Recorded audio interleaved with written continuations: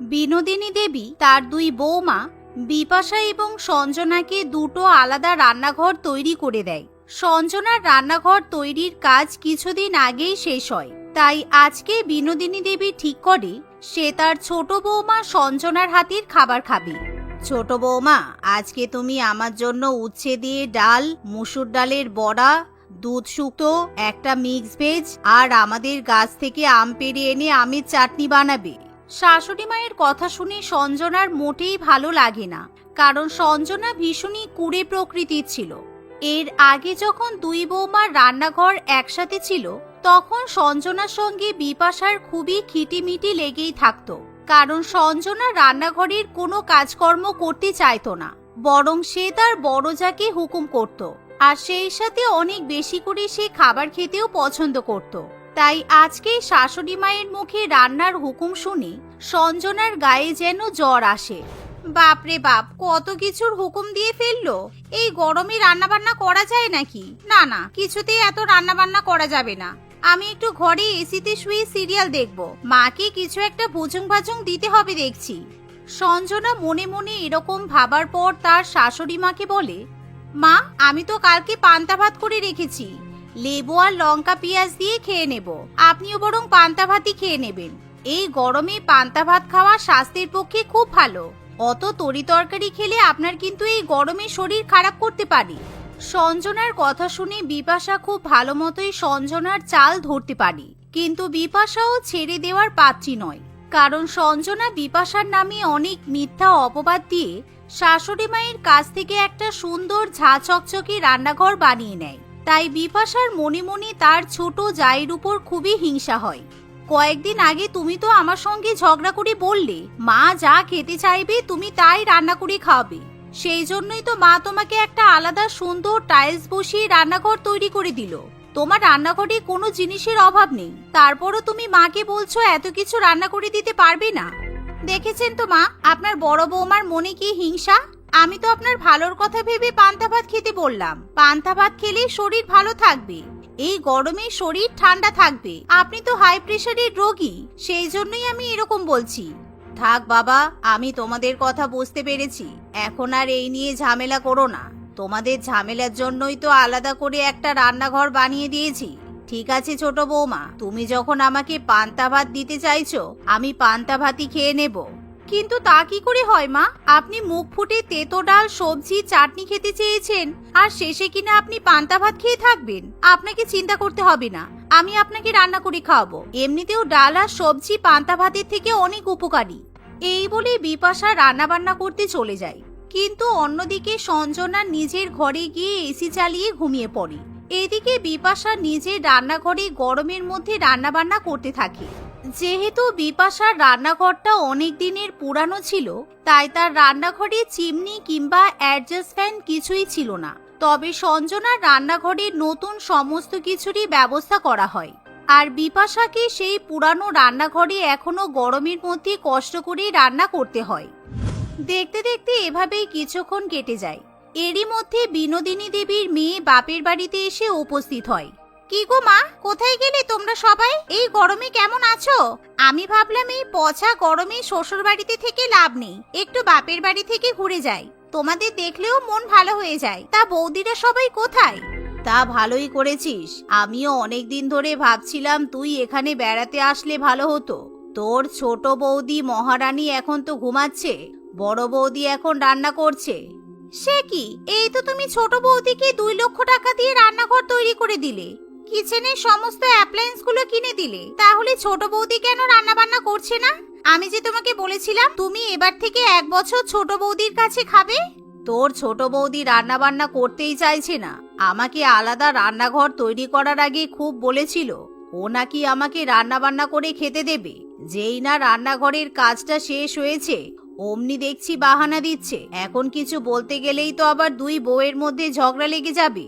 তুই তো জানিস আমি মোটেই ঝামেলা চাই না।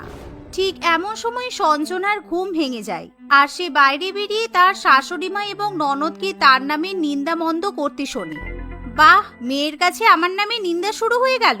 আমি তো বললাম আমি যা রান্না করেছি আপনাকে তাই খেতে হবে। আর আপনি পাড়া গিয়ে বেড়াচ্ছেন যে আপনার ছোট বৌমা আপনাকে খেতে দেয় না, ছোট বৌমা রান্না বান্না করে না।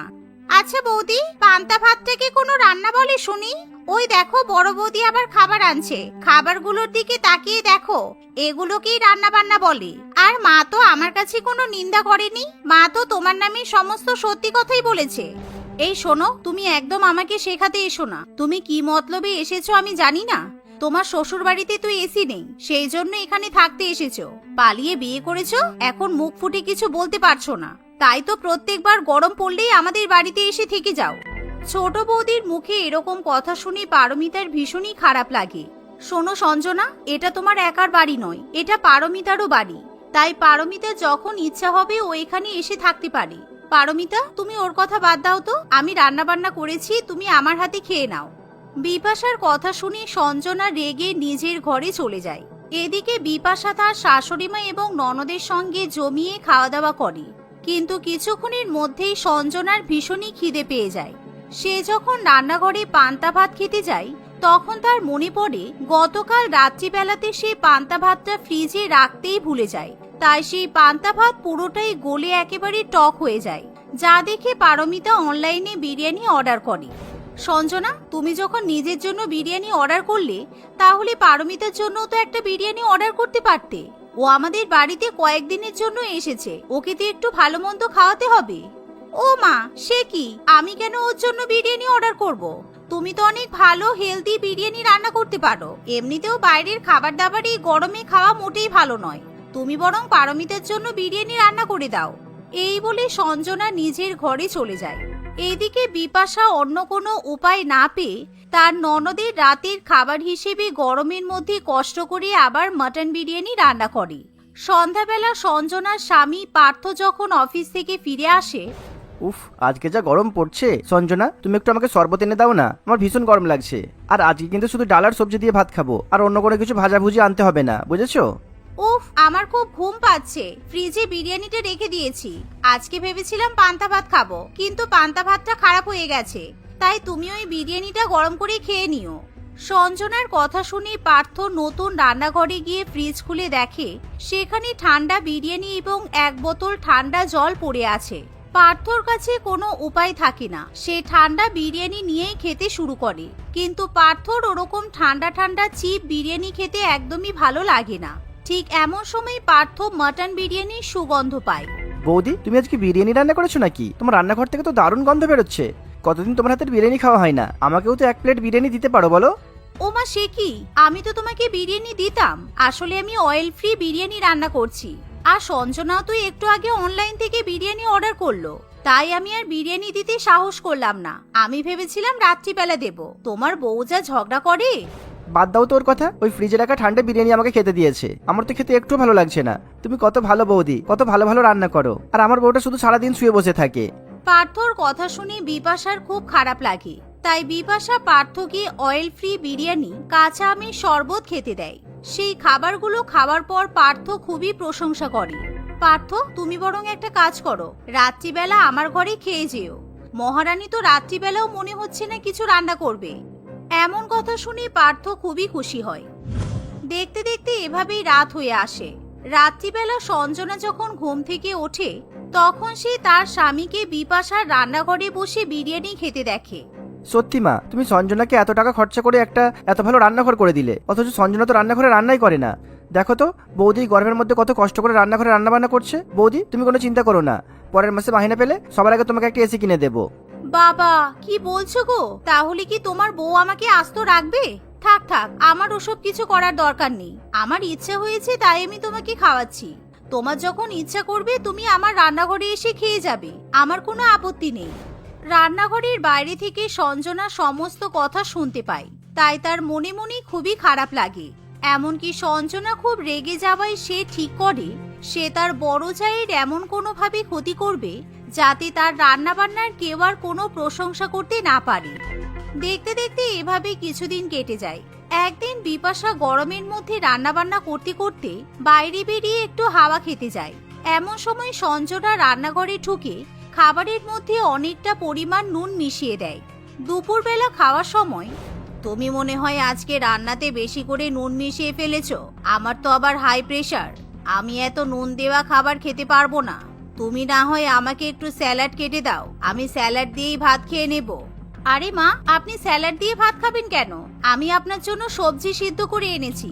এই গরমে সবজি সিদ্ধ খেলে আপনার শরীর ঠান্ডা থাকবে। তাছাড়া আমার মনে হয় না দিদি খাবারে নুন দিয়েছে। দিদি রান্না করতে গিয়ে যা ঘেমে যায়, আমার মনে হচ্ছে দিদির ঘাম একটু একটু করে কড়াইতে পড়ে তরকারিতে এত বেশি নুন হয়ে গেছে। এ বাবা, তার মানে আমরা এতদিন ঘাম দেওয়া রান্না বান্না খেয়ে এসেছি। ওরে বাবারে, আমার তো ভাবলেই ঘৃণা লাগছে। বৌদি, তুমি রান্না না করলেই পারতে। এরকম ঘাম দেওয়া রান্না বান্না আমাদের কেন খাওয়ালে? না না পারমিতা, বিশ্বাস করো, এটা ঠিক রান্না করতে গিয়ে আমার খুব গরম লাগে, কিন্তু তার মানে এই নয় আমার রান্না করা খাবারে আমার ঘাম পড়ে। বিপাশার কথা কেউ বিশ্বাস করতে চায় না। ঠিক এমন সময় পার্থ বলে ওঠে, সঞ্জনা, তোমার হাতের এরকম সেদ্ধ সেদ্ধ রান্না বান্না খেতে আমি পারবো না। তার থেকে ভালো বড় বৌদি, তুমি বরং সঞ্জনা রান্নাঘরটা নিয়ে নাও। ওখানে চিমনি আর অ্যাডজাস্ট ফ্যানও আছে, দরকার পড়লে আমি তোমাকে একটা এসিও লাগিয়ে দেবো। তুমি নতুন রান্নাঘরেই রান্না করো। হ্যাঁ ছোট খোকা, তুই ঠিকই বলেছিস। ছোট বৌমা তো আমাদের রান্না বান্না করে খাওয়াতে পারবে না। এখন যদি বড় বৌমার হাতের রান্নাও না খাই, তাহলে তো আমাদের না খেয়ে থাকতে হবে। না না, আমার রান্নাঘর আমারই থাকবে। আমি আর এরকম করব না। আমি কথা দিচ্ছি, আমি আপনাদের ভালো ভালো রান্না করে খাওয়াবো, কিন্তু দয়া করে আমার রান্নাঘরটা আপনি দিদিকে দেবেন না। দিদির যদি অসুবিধা হয় তাহলে দিদিকে রান্নাঘরে পাখা কিংবা এসি লাগিয়ে দিন, কিন্তু আমার রান্নাঘর আমি কাউকে দেব না। এভাবেই সঞ্জনা নিজের রান্নাঘর হারানোর ভয়ে পরের দিনই দই কাতলা, আম পোড়া মাখা, লেমন চিকেন ইত্যাদি ভালো ভালো খাবার রান্না করে তার পরিবারকে খাওয়ায়। বাহ, এসব রান্না বান্না তুমি যদি আগে করতে তাহলে আমি তোমার উপর রাগ করে থাকতাম না। বড় বৌমার যখন রান্নাঘরে রান্না করতে অসুবিধা হয়, তখন বড় বৌমার জন্য একটা এসি লাগানো হবে। আর ছোট বৌমা, তুমিও কিন্তু প্রত্যেকদিন এরকম ভালো ভালো রান্না করে খাওয়াবে, তা না হলে তোমার রান্নাঘরটা বড় বৌমাকে সত্যি সত্যিই দিয়ে দেব। সেদিনের পর থেকে সঞ্জনাও প্রত্যেকদিন ভালো ভালো রান্না বান্না করে। আর বিপাশার রান্নাঘরে এসি এবং চিমনি লাগানো হয়, তাই বিপাশারও আর গরমের মধ্যে রান্না করতে কোনো কষ্ট হয় না। বিপ্লব ও পিয়ালি দুজনেই দুজনকে খুব পছন্দ করত। বিপ্লবের বাড়ি ছিল কাঞ্চনতলা নামক এক গ্রামে। সে কোনো এক ভালো কাজের সূত্রে শহরে এসেছিল। সেখানেই তার পিয়ালির সঙ্গে আলাপ হয়েছিল। বিপ্লব খুবই সৎ এবং সাদাসিধে হওয়ায় পিয়ালি তাকে নিজের লাইফ পার্টনার করবে বলে ঠিক করেছিল। তাই বিপ্লব পিয়ালিকে বিয়ে করে তাদের গ্রামের বাড়িতে নিয়ে এসেছিল। বিপ্লবের বাড়িতে ছিল তার বাবা বনমালী এবং তার বৃদ্ধ ঠাকুমা সাগরিকা দেবী। নতুন বৌমা পিয়ালিকে দেখে তারা খুব খুশি হয়। যাক, এতদিনে একটা কাজের কাজ করেছিস। এতদিন ধরে তোর বাপ বেটার খেয়াল রাখতে রাখতে আমি পাগল হয়ে যাচ্ছিলাম। এত কাজ, হাগা পাদার সময় পেতাম না, বুঝলে বৌমা? এসব কি কথা বলছে? হাগা পাদা কি বাজে! বুড়ি মানুষ তো, তাই জন্য হয়তো। হ্যাঁ ঠাকুমা, বুঝেছি। ঠাকুমা সবাইকে রাতের খাবার খাওয়ার জন্য ডাকে। পিয়ালির খুব অবাক লাগে, কারণ ঠাকুমা সন্ধ্যে 7টার সময় সবাইকে রাতের খাবার খাওয়ার জন্য বলছিল। সকলে মিলে খাবার খেয়ে যে যার মতো ঘুমিয়ে পড়ে। হঠাৎ করে ভোর 3টের সময় পিয়ালির ঘরের দরজা কে যেন জোরে জোরে ঠুকতে শুরু করে। এখন আবার কে ডাকছে এত ভোরবেলা? কটা বাজে? ভোর 3টে। ওই কি গো, শুনছো? এত ভোরবেলায় বৌমা বৌমা বলে কে ডাকছে বলো তো? জানি না, যাও দেখো কি বলছে, আমাকে ঘুমোতে দাও। পিয়ালি দরজা খুলে দেখে যে ঠাকুমা লোটা হাতে নিয়ে দাঁড়িয়ে আছে। পিয়ালি খুব অবাক হয়ে বলে, ঠাকুমা, আপনি এত ভোরবেলা? কি হয়েছে? আপনি এত তাড়াতাড়ি উঠে পড়লেন কেন? কি হয়েছে মানে? এই নাও বদনাটা ধরো। এই নতুন বদনাটা আমি তোমার জন্য কিনে তুলে রেখেছিলাম। ভেবেছিলাম যে আমার নাতির বউকে এই পিতলের বদনাটা উপহার দেব। পিতলের বদনা মানে এটা তো লোটা। যাই হোক ঠাকুমা, আপনি আমাকে লোটা উপহার দিচ্ছেন কেন? তাও আবার এত ভোরবেলা? আমি এটা নিয়ে কি করব? আপনি আর কিছু পেলেন না? শেষ পর্যন্ত একটা লোটা। কি কাজ মানে? এটারই তো এখন তোমার রোজ সকালে কাজে লাগবে। চলো মাঠে চলো, আর দেরি করো না, সবাই চলে গেছে এতক্ষণে। আমি আরো অনেক আগেই যাই। নাও নাও, ধরো বদনাটা ধরো। বদনা? হ্যাঁ হ্যাঁ, ধরছি। ঠাকুমা, আমরা মাঠে গিয়ে কি করব এখন? বলুন না প্লিজ, আমি কিছু বুঝতে পারছি না সত্যি। এ কি মেয়ে রে বাবা, মাঠে বদনা নিয়ে হাঁকতে যাব? আবার কি করতে যাব? পেট হালকা করতে হবে তো। চলো চলো, শিগগিরই চলো। কি, পটি করার জন্য মাঠে যান আপনারা? কেন, আপনাদের বাড়িতে বাথরুম নেই? রাতে হিসু করলাম যে টয়লেটে। বাথরুম মানে পায়খানা ঘরের কথা বলছো তো তুমি, তাই তো? ইস, পায়খানা ঘর, এ আবার কি কথা? বাবারে বাবা! হ্যাঁ হ্যাঁ, আমি বাথরুমের কথা বলছি। নেই নাকি আপনাদের বাড়িতে? না না, নেই। বাথরুম থাকবে কেন? আমাদের গ্রামে কারোর বাড়িতেই বাথরুম নেই। হিসু করার জায়গা থাকে শুধু। আর আমরা সবাই ছেলেরা বউরা মাঠে পায়খানা করতে যাই। বুঝেছো এবার? চলো শিগগিরই চলো, আমার খুব জোরে পেয়েছে। না, আমি যাব না ঠাকুমা, আপনি যান। আরে চলো, লজ্জা পাওয়ার কিছু নেই। এসো এসো এসো বলছি। ঠাকুমা জোর করে পিয়ালিকে মাঠে নিয়ে চলে যায়। ঠাকুমা মাঠে গিয়ে পটি করতে বসে পড়ে, আর পিয়ালি অবাক দৃষ্টিতে তাকিয়ে তাকিয়ে সবাইকেই দেখতে থাকে। ওখানে মেয়েরা বউরা লাইন দিয়ে বসে গল্প করতে করতে পটি করছিল। নাও নাও বৌমা, বসে পড়ো। একটা ভালো জায়গা দেখে বসে পড়ো। আমার পাশে বসো। তুমি নতুন তো? এটা বিপ্লবের বউ, তাই না? আরে বাহ, পিতলের বদনা নিয়ে এসেছে দেখছি। বৌমা, আমার পাশে বসো। এসো এসো, একটু গল্প করি তোমার সাথে। না না, আমার পাশে বসো। ওর পটিতে বড্ড গন্ধ, ওর পাশে বসতে পারবে না। পিয়ালি এসব দেখে খুব রেগে যায় এবং সে তার লোটা ওখানেই ফেলে রেখে বাড়ি চলে আসে। বাড়ি এসে বসে বসে সে কাঁদতে থাকে। কিছুক্ষণ পর সে দেখে যে তার ঠাকুমা বাড়ি ফিরে এসেছে। বৌমা, তুমি চলে এলে কেন ওভাবে? হ্যাঁ, যাক বাদ দাও। আমার জন্য একটু সুজির হালুয়া বানিয়ে নিয়ে এসো তো। পেটটা একদম খালি হয়ে গেছে। আমি ততক্ষণে মুখ হাত পা ধুয়ে নেই। একি, ছিছি, আপনি এই লোটা নিয়ে পটি করতে গিয়েছিলেন, আবার এই লোটা জল দিয়ে হাত মুখ ধুচ্ছেন? ছি! তাতে কি হয়েছে? আমি কি লোটাতে হেঁকেছি নাকি? হ্যাঁ, শুধু তো হাত মুখ ধুচ্ছি। আমি তো এই লোটার জলও খাই। এই লোটাই আমার একমাত্র সঙ্গী। তোমারও কদিন পর আমার মতো হয়ে যাবে। এ বাবা, ছি! ওয়াক, কি নোংরা রে বাবা! পিয়ালি ওয়াক ওয়াক করতে করতে তার ঘরে চলে যায়। সে দেখে যে বিপ্লব তখনও ঘুমাচ্ছে। রাগের চোটে পিয়ালি ঘুমন্ত অবস্থাতেই বিপ্লবের গালে একটা চড় মারে। হ্যাঁ, কি হলো? পিয়ালি, তুমি আমাকে মারলে কেন হঠাৎ? কি হয়েছে বলো? তুমি একটা ধোঁকাবাজ, তুমি আমাকে ঠকিয়েছো। কেন? আমি কি করলাম আবার? তোমাদের বাড়িতে বাথরুম নেই। শুধু বাড়িতে নয়, তোমাদের গ্রামে কারোর বাড়িতেই বাথরুম নেই। সবাই খোলা মাঠে লোটা নিয়ে পটি করতে যায়। এগুলো তুমি আমাকে বলনি কেন? বলো, শহরে সবার ঘরে ঘরে বাথরুম থাকে, তুমি এটা জানো না? ওহো, সরি পিয়ালি, আমার না একটু মাথায় ছিল না, ভুলে গিয়েছিলাম গো। Sorry please. পিয়ালি রাগে বিপ্লবের গালে আবারও একটা চড় মেরে বলে, ভুলে গিয়েছিলে মানে? এত বড় একটা কথা তুমি ভুলে গেলে কিভাবে? আমি কোনোদিনও বাথরুম ছাড়া মাঠে ঘাটে পটি করিনি। আমার পটি পেলে আমি কি করব বলো? আরে পিয়ালি, এটা এমন কোনো ব্যাপার নয়, খুব সাধারণ ব্যাপার তো। বাথরুমে আর মাঠে একই তো ব্যাপার, তাই না?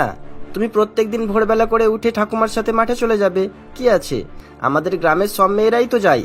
ছেলে আর মেয়েদের জায়গা আলাদা আলাদা। তোমার সাথে সবই মেয়ে থাকবে, তাই লজ্জার কিছু নেই, বুঝেছো? চুপ করো, আমার ভোরবেলা করে পটি পাই না তো। আমার পটি পাওয়ার নির্দিষ্ট কোনো টাইম নেই, যখন তখন পেয়ে যাই। বলো এবার, যখন তখন পেয়ে গেলে কি করব আমি?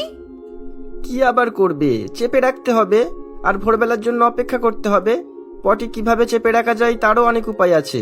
তুমি ঠাকুমার কাছে যাও, ঠাকুমা তোমাকে বুঝিয়ে দেবে। পটি আবার চেপে রাখা যায় নাকি? শোনো বিপ্লব, তুমি একটা বাথরুম তৈরি করো ইমিডিয়েটলি। টাকা পয়সা সব আমি দেব। কাজ শুরু করো তাড়াতাড়ি, যাও। কি বললে তুমি বৌমা? বাথরুম তৈরি করতে? তুমি কি পাগল হয়ে গেছো? বাথরুম আমাদের বাড়িতে কি আমাদের গ্রামের কেউ কখনোই তৈরি করবে না। এটা আমাদের গ্রামের রীতিনীতি, আমাদের একতা। আমরা সবাই মিলে একসঙ্গে একতা বজায় রেখে মাঠে হাঁকতাম আর হাঁকবো। আমরা বাথরুম তৈরি করলে লজ্জায় আমি বাইরে বেরোতেই পারবো না। লজ্জা? আপনাদের আবার লজ্জা বলে কোনো জিনিস আছে নাকি? খোলা মাঠে পটি করছেন আর লজ্জা? শোনো বিপ্লব, আমি তোমাকে 3 দিন সময় দিচ্ছি। 3 দিনের বেশি পটি আটকে রাখা আমার পক্ষে সম্ভব নয়। 3 দিনের মধ্যে বাথরুম তৈরি করতে না পারলে আমি আমার বাপের বাড়ি ফিরে যাব। কি এত ছোট একটা কারণের জন্য তুমি আমাকে ছেড়ে চলে যাবে পিয়ালি? এটা ছোট কারণ নয় বিপ্লব, যা বলেছি মাথায় থাকে যেন। বিপ্লবকে তার বাবা এবং ঠাকুমা বাথরুম তৈরি করার জন্য কঠোরভাবে নিষিদ্ধ করে দেয়, কিন্তু বিপ্লব ঠিক করে রাতারাতি সে বাথরুম তৈরি করেই ছাড়বে। সে কয়েকটা লোককে মাঝরাতে ডেকে এনে কোনো রকমে একটা বাথরুম তৈরি করে ফেলে। পরের দিন সকালবেলা ঠাকুমা এবং বনমালী বাথরুম দেখে খুব রেগে যায়। বিপ্লব, আমি তোকে বারণ করেছিলাম না বাথরুম তৈরি করতে? হ্যাঁ, আমার বাড়িতে কোনো বাথরুম থাকবে না। আমি বেঁচে থাকতে অন্তত থাকবেই না। ছি, বাড়ির মধ্যে বাথরুম ভাবা যায়? কত নোংরা ব্যাপার। বাড়ির মধ্যে বাথরুম, এতে নোংরার কি আছে বাবা? আসলে নোংরা তো আপনাদের মেন্টালিটি, আপনাদের মানসিকতা। বনমালী খুব রেগে গিয়ে হাতুড়ি দিয়ে বাথরুমটা ভাঙতে শুরু করে। পিয়ালি ও বিপ্লব তাকে অনেক বোঝানোর চেষ্টা করে, কিন্তু সে কিছুই শোনে না। বাথরুমটা সে ভাঙতে ভাঙতে প্রায় অর্ধেকটা ভেঙে ফেলে। অনেক বেশি হাঁপিয়ে যাওয়ায় সে অতটাই ছেড়ে দেয়। অর্ধেক ভেঙে ফেলেছি, নাও এবার কিভাবে বাথরুম করো আমিও দেখছি। পিয়ালি খুব রেগে যায়, কিন্তু তবুও সে কিছু না বলে কাঁদতে কাঁদতে ঘরে চলে যায়। বিপ্লবও তার পেছন পেছন যায়। আমার জীবনটা শেষ হয়ে গেল বিপ্লব, আমার পটি পেয়েছে খুব জোরে। এবার আমি কি করব বলো? পটি পেয়েছে? চলো মাঠে চলো, এখন দুপুরবেলা কোনো অসুবিধা হবে না, মাঠ ফাঁকা। চলো আমি নিয়ে যাচ্ছি তোমাকে, মাঠে কেউ থাকবে না। চলো চলো। পিয়ালির কাছে মাঠে যাওয়া ছাড়া আর কোনো উপায় ছিল না, কারণ বেশ কয়েকদিন ধরে পটি না করার ফলে তার শরীর খুব খারাপ করছিল। কি হলো? চলো, তোমার লোটা কোথায়? নিয়ে নাও। আমি নেব না, তুমি নাও। পিয়ালিকে বিপ্লব মাঠে নিয়ে চলে যায়। পিয়ালি ঝোপের আড়ালে বসে পড়ে। তুমি যাও, দেখো কেউ আসছে কিনা। কেউ আসলে বলবে, আমি তখনই উঠে পড়বো, ঠিক আছে? বিপ্লব অন্যদিকে গিয়ে পাহারা দিতে শুরু করে। ঠিক তখনই বনমালী সাইকেল চালিয়ে কাজে যাচ্ছিল। তার অনেক দেরি হয়ে যাওয়ায় সে মাঠের রাস্তা দিয়ে শর্টকাটে যাবে বলে ঠিক করে। তাই সে মাঠ দিয়ে যেতে গিয়ে পিয়ালিকে পটি করতে দেখে ফেলে। পিয়ালি এবং বনমালী দুজনেই লজ্জা পেয়ে যায় এবং দুজনেই তাড়াতাড়ি সেখান থেকে চলে যায়। বাড়িতে এসে ছি, লজ্জা শরমের মাথা খেয়ে ফেলেছে একেবারে। যখন দেখলো যে আমার শ্বশুর মশাই আসছে, মাথায় ঘোমটা দিয়ে নিলেই পারতো, তাহলেই তো কোনো সমস্যা হতো না। শহরের মেয়েরা এমনই হয়, কারোর সম্মান করতেই জানে না। ও আচ্ছা, তাহলে এখানেও আমার দোষ, তাই তো? খোলা মাঠে পটি করতে হবে আর অথচ মাথায় ঘোমটা দিতে হবে? বাহ, না, আর সম্ভব নয় তোমাদের মতো মানুষের সঙ্গে থাকা। বিপ্লব, আমি চললাম। এই বলে পিয়ালি বাড়ি ছেড়ে চলে যায়। পিয়ালিকে আটকানোর মতো কোনো সাহস ছিল না বিপ্লবের মধ্যে। বেশ কয়েকদিন কেটে যায়। একদিন হঠাৎ করে সাগরিকা দেবীর শরীর খুব খারাপ করে। খুব জ্বর হওয়ায় তার শরীর অনেকটাই দুর্বল হয়ে গিয়েছিল। ভোরবেলা সে খুব কষ্ট করে লোটা হাতে নিয়ে পটি করতে যাচ্ছিল। তখনই হঠাৎ করে সিঁড়ি থেকে নামতে গিয়ে সে পড়ে যায় এবং তার কোমরে খুব চোট লাগে। সে চিৎকার করে কাঁদতে শুরু করে। বনমালী তার মায়ের চেঁচানোর আওয়াজ পেয়ে ছুটে আসে। আমাকে তাড়াতাড়ি মাঠে নিয়ে চল বাবা, আমার খুব জোরে আগা পেয়েছে। চল চল, শিগগিরই চল, আমার কোমরে লেগেছে, আমি হাঁটতে পারবো না, আমাকে কোলে করে নিয়ে চল বাবা। সাগরিকা দেবীর বয়স অনেক বেশি হলেও সে খুবই মোটা সোটা ছিল। বনমালীর পক্ষে কোলে করে অতটা দূরে মাঠে নিয়ে যাওয়া তার পক্ষে সম্ভব ছিল না। কি হলো? চল তাড়াতাড়ি চল, না হলে কিন্তু এখানেই হয়ে যাবে বাবা। বনমালী কি করবে কিছু ভেবে পাচ্ছিল না। তখন তার চোখ তাদের সেই ভাঙা বাথরুমটার দিকে যায়। সে আর কোনো উপায় না পেয়ে নিজের মাকে ওই বাথরুমে পটি করার জন্য বলে। সাগরিকা দেবীও কিছু না ভেবে ওই বাথরুমে পটি করে। এই ঘটনার ফলে তারা তাদের ভুল বুঝতে পারে। তারা অনুভব করে যে প্রত্যেকেই বাড়িতেই বাথরুম থাকাটা কতটা জরুরি। বনমালী পরের দিনই ভাঙা বাথরুমটা নতুন করে তৈরি করে। পরের দিন তারা সবাই মিলে পিয়ালিকে নিতে যায়। তারা পিয়ালির কাছে ক্ষমা চায়। পিয়ালি তাদের ক্ষমা করে দিয়ে আবার শ্বশুর বাড়িতে ফিরে আসে। গ্রামে ফিরে এসে পিয়ালি সকলকে বাথরুম তৈরি করা নিয়ে সজাগ করতে থাকে। ধীরে ধীরে সবাই বুঝতে শেখে এবং বাড়িতে নিজের নিজের বাথরুম তৈরি করে।